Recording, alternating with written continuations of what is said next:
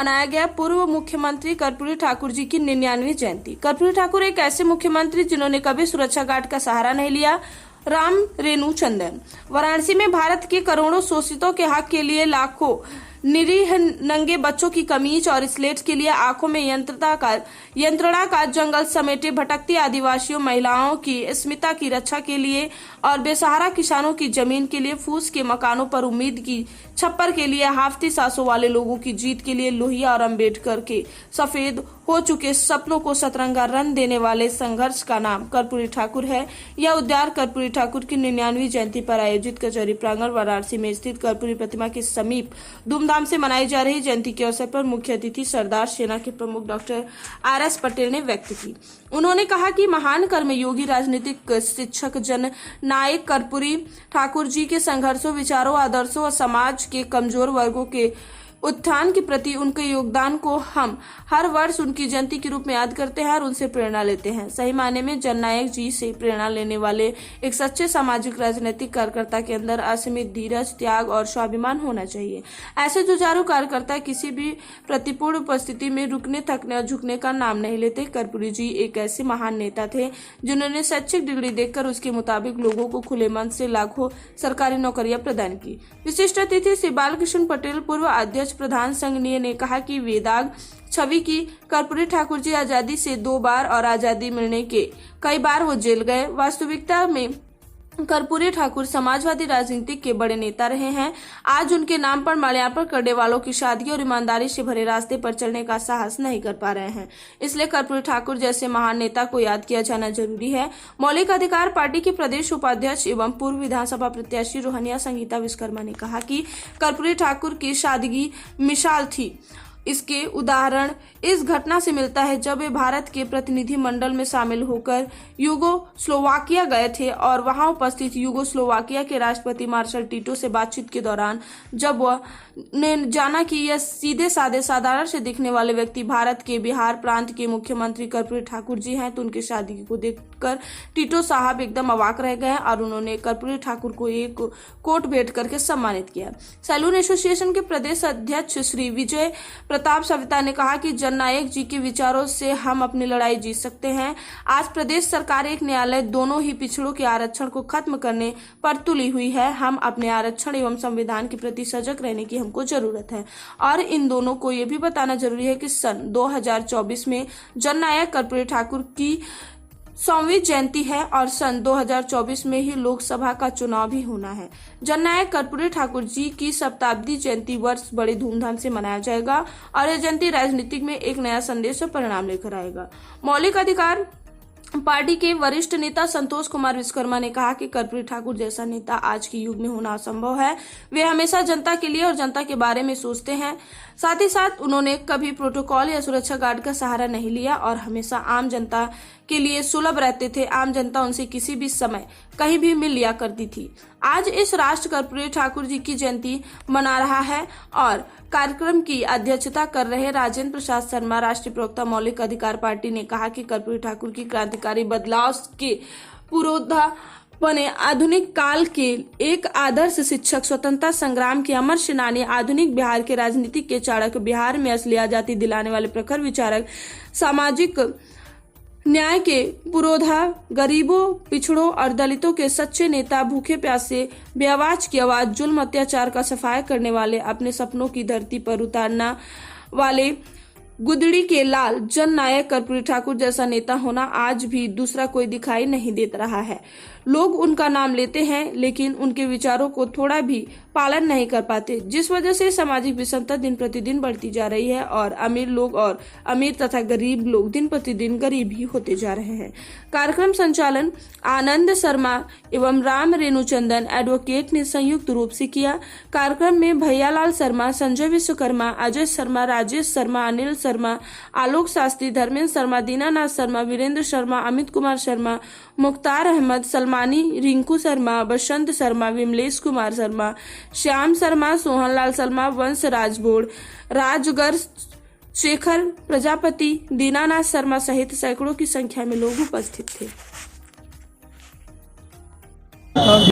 मैं संतोष कुमार विश्वकर्मा, मौलिक अधिकार पार्टी का सदस्यता प्रभारी उत्तर प्रदेश आज यहाँ जो कर्पूरी ठाकुर की जयंती मनाई जा रही है, क्या कहना चाहेंगे? आज एक ऐसे जननायक कर्पूरी ठाकुर की जयंती मनाई जा रही है जिन्होंने पूरे मानवता को मानव जीवन जीने का जो राह दिखाया था और सब लोगों को एक सूत्र में बांधने का काम किया था। ऐसे जननायक कर्पूरी ठाकुर की जयंती आज वाराणसी के प्रांगण में मनाया जा रहा है। हम आप लोगों के चैनल से पूरी आवाम को ये आवाज़ देना चाहते हैं कि जननायक कर्पूरी ठाकुर जैसे विद्वान को बारे में जाने, उनको पढ़े और उनके बताए हुए रास्ते पर चलने का प्रयास करें।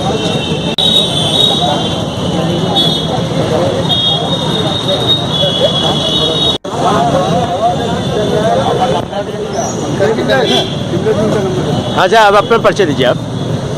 मैं आनंद शर्मा, अनंत जी, यहाँ पर जो कार्यक्रम हो रहा है इसका क्या उद्देश्य है? Railway association Bharat. कह रहे हैं ये कार्यक्रम जो हो रहा है आपके यहाँ, इसका क्या उद्देश्य क्या हो? हमारा उद्देश्य है कि हमारे महानायक जो सर्वप्रथम आज़ादी, भारत की आज़ादी मिलने के बाद जिस फार्मूले को जो है आरक्षण के जनक छत्रपति साहू जी महाराज ने लागू किया था, आज़ादी मिलने के बाद जो है वो धरातल पर शून्य हो गई। इसी कारवां को आगे बढ़ाते हुए मंडल कमीशन के पहले आदरणीय जननायक कर्पूरी ठाकुर ने उस फार्मूले को जो है बिहार प्रांत में लागू किया था, जिसकी वजह से पिछड़ों शोषितों गरीबों को उनका हक अधिकार मिला। तो हमारी मांग है भारत सरकार से कि कर्पूरी ठाकुर के फार्मूले को जो है पूरे देश में लागू किया जाए और आज तक जिस भारत रत्न से उनको दूर रखा गया है, हमारी जोरदार मांग है हमारे समाज की कि उनको भारत रत्न से जो है ये भारत सरकार नवाजे।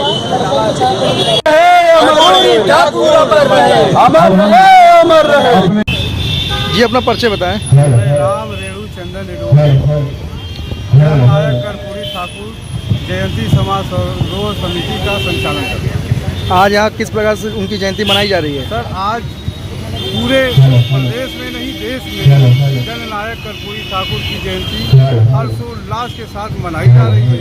इसी क्रम में हमारे बनारस की धरती पर भी उनकी जयंती मनाई जा रही है।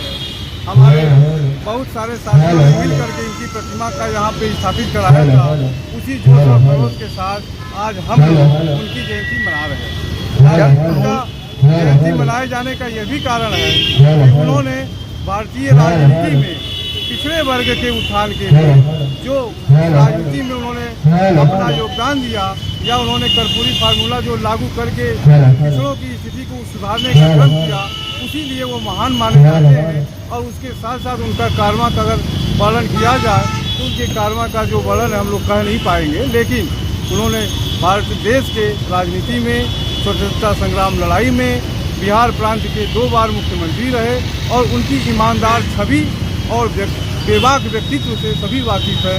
और इसी वजह से हम सभी समाज के लोग सर्व समाज के द्वारा जननायक कर्पूरी ठाकुर जयंती मना करके एक मैसेज डालना चाहते हैं। कर्पूरी जी की जयंती पर काशीवासियों को क्या संदेश देना चाहते हैं? सर, कर्पूरी जयंती में सबसे पहले संदेश तो काशीवासियों के लिए है कि कर्पूरी जी की प्रेरणा रही है, ईमानदार रहें और अपने देश के प्रति वफादार रहें। अगर देश है तब हम हैं, तो देश के मान सम्मान को कभी गिरने न दें और देशवासियों को उनके मान सम्मान स्वाभिमान की रक्षा सरकार को करनी है। लेकिन हम सभी देशवासियों से यही अपील करते हैं आज के दिन कर्पूरी जयंती पर कि वो ईमानदार रहें, अपने कर्तव्य पथ पे चलते रहें और मिलजुल करके रहें। धन्यवाद।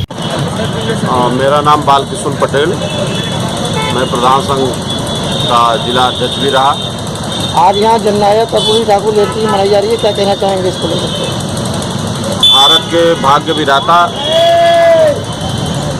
जननायक कर्पूरी ठाकुर जी, जो भारत के संविधान निर्माता डॉक्टर भीमराव अम्बेडकर जी, जिन्होंने भारत को एक लोकतांत्रिक ताकत बनाते हुए एक ऐसा संविधान दिया जिससे देश के प्रत्येक वर्ग के प्रत्येक व्यक्ति को पूरी भागीदारी और उनके पूरे विकास का मार्ग प्रशस्त हो सके। लेकिन इस देश में कुछ ऐसे सामंतवादी विचारधाराएं हावी हो गई राजनीतिक जीवन में, जिससे समाज का विकास होना संभव नहीं हुआ। ऐसी विपरीत परिस्थितियों में एक नायक का जन्म हुआ, जिस नायक का नाम था जननायक कर्पूरी ठाकुर जी, जो बिहार के धरती पर